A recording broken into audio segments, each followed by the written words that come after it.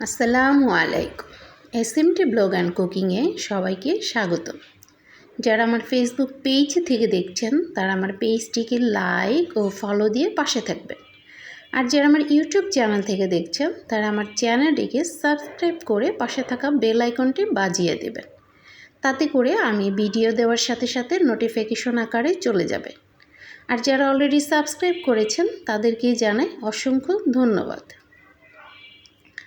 আজকের দুপুরের রান্নায় আমি রেখেছি কাঁচকলার কোফতা কারি। সেজন্য এখানে আমি একটা প্রেসার কুকারে কিছুটা পানি দিয়ে দিয়েছি, আর 4টা কাঁচকলা আর 4টা আলু দিয়ে দিলাম। কাঁচকলাটাকে আমি মাঝখান দিয়ে কেটে দিয়েছি। এখন ঢাকনা দিয়ে ঢেকে 2টা সিটি দেওয়া পর্যন্ত আমি অপেক্ষা করব। দেখুন, প্রেসার কুকার থেকে আমি কলা আর আলুটাকে বের করে নিয়েছি। কলার খোসাটা কত সহজেই বের হয়ে যাচ্ছে, আর আলুর খোসাটাকেও আমি ছাড়িয়ে নিচ্ছি। প্রেসার কুকারে দিলে কিন্তু খুব দ্রুত সিদ্ধও হয়ে যায় আর খুবই সফট হয়ে যায়। এই তো হয়ে গেল আমার। এখানে আমি পরিমাণ মতো লবণ দিয়ে দিলাম, হাফ চা চামচ পরিমাণ হলুদের গুঁড়া, হাফ চা চামচ পরিমাণ মরিচের গুঁড়া, আর হাফ চা চামচ পরিমাণ জিরা, আর হাফ চা চামচ পরিমাণ গরম মশলা গুঁড়া দিয়ে দিলাম। 4 টেবিল চামচ পরিমাণ বেসন দিয়ে দিলাম, আর 2 টেবিল চামচ পরিমাণ কাঁচামরিচ কুচি দিলাম। দিয়ে এখন সবগুলো উপকরণের সাথে আলু আর কাঁচকলাটাকে ভালোভাবে মেখে নিয়েছি।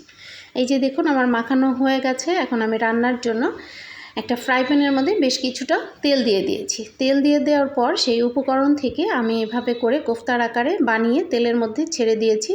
আর এখন আমি ব্রাউন কালার পর্যন্ত আসা পর্যন্ত আমি এটাকে ভেজে নিলাম। এই তো আমার ভাজা হয়ে গেছে কিছুটা। এভাবে করে আমি সবগুলোকেই ভেজে নিব। সবগুলো ভাজা হয়ে যাওয়ার পর এখানে আমি 1 কাপ পরিমাণ পেঁয়াজ কুচি দিয়ে দিলাম।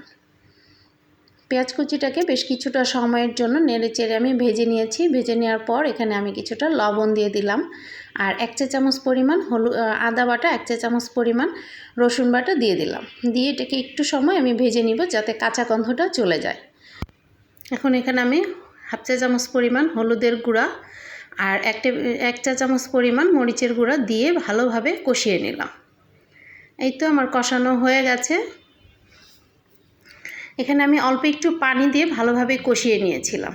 এখন আমি ঝোলের জন্য বেশ কিছুটা পানি দিয়ে দিলাম। যেহেতু এখানে বেসন দেওয়া, তাই একটু পানিটা বেশিই দিতে হবে। ঢাকনা দিয়ে ঢেকে ফুটে ওঠা পর্যন্ত আমি অপেক্ষা করব। এই তো ফুটে উঠেছে। এখন আমি একটু নেড়ে চেড়ে দিচ্ছি। আর নেড়ে চেড়ে দেওয়ার পর সেই যে ভেজে রাখা কোফতাগুলি, সেগুলিকে আমি এখন ঝোলের মধ্যে দিয়ে দিব। আবারও ঢাকনাটা দিয়ে কিছুটা সময়ের জন্য আমি ফুটিয়ে নিব। এই তো ফুটানোর পর আমি এখন এখানে হাফ চা চামচ পরিমাণ গরম মশলা গুঁড়ো দিয়ে দিলাম, আর 1 চা চামচ পরিমাণ জিরার গুঁড়া দিয়ে দিলাম। 4-5টি কাঁচামরিচ দিয়ে দিলাম। দিয়ে আবারও একটু সময় ঢাকনা দিয়ে ঢেকে আমি এটাকে দমে রেখে দিব। এই যে দেখুন, আমার রান্নাটা কিন্তু হয়ে গেছে। এখন আমি এটাকে পরিবেশন করে নিয়েছি। দেখুন কতটাই সুন্দর হয়েছে, আর ঝোলটা কিন্তু অনেকটাই টেনে গেছে। আমার রান্নাটি যদি ভালো লেগে থাকে প্লিজ একটা লাইক করে দেবেন, কমেন্ট করে জানাবেন কেমন হয়েছে।